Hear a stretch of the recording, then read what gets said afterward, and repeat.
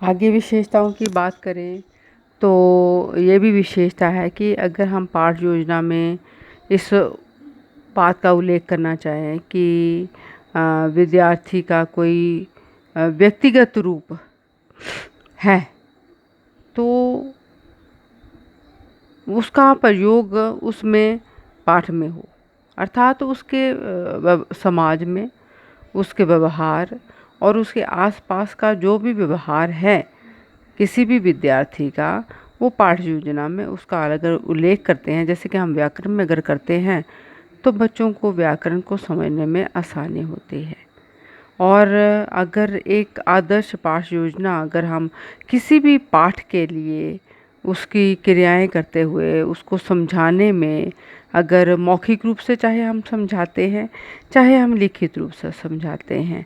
तो उपकरणों का, सामग्री का इस्तेमाल करना पड़ता है, उनकी सहायता लेनी पड़ती है। तो इन सब बातों के लिए अगर हम उन चीज़ों का इस्तेमाल करते हुए एक लिखित रूप भी देते हैं तो पाठ योजना विशेषकर उस विद्यार्थी के लिए एक उदाहरण बन कर के उसके सामने आती है। तो पाठ योजना जितनी सुंदर होगी, सुचारू रूप से बने होगी और सुव्यवस्थित ढंग से लिखी जाएगी, उतनी ही चाहे वो शिक्षक है चाहे वो विद्यार्थी है, उन दोनों के लिए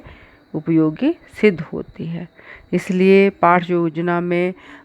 वो बातें जो कि अनावश्यक होती हैं, व्यर्थ होती हैं, जिनका कि प्रयोग पाठ पठन में करना अनुचित है, उचित नहीं है, वो भी हम दरकिनार करते हैं। अर्थात कि व्यर्थ का समय व्यर्थ में न गंवाते हुए हम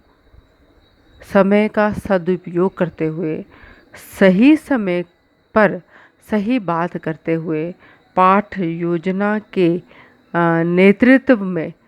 अपने पाठ को सही रूप से, सुचारू रूप से, सही ढंग से, अच्छे ढंग से बच्चों के समक्ष प्रस्तुत करते हैं। और बच्चों के लिए जब हम एक पाठ योजना तैयार करते हैं तो शिक्षक जो है वो उन सब क्रियाओं का इस्तेमाल कब कब करना है, जो भी उसने सामान तैयार कर रखा है, जो सामग्री तैयार कर रखी है, जिन तथ्यों को वो दिखाते हुए, समझाते हुए वो पाठ को एक आसान तरीके से बच्चों को समझाने का प्रयास कर रहे होते हैं, तो वो करने में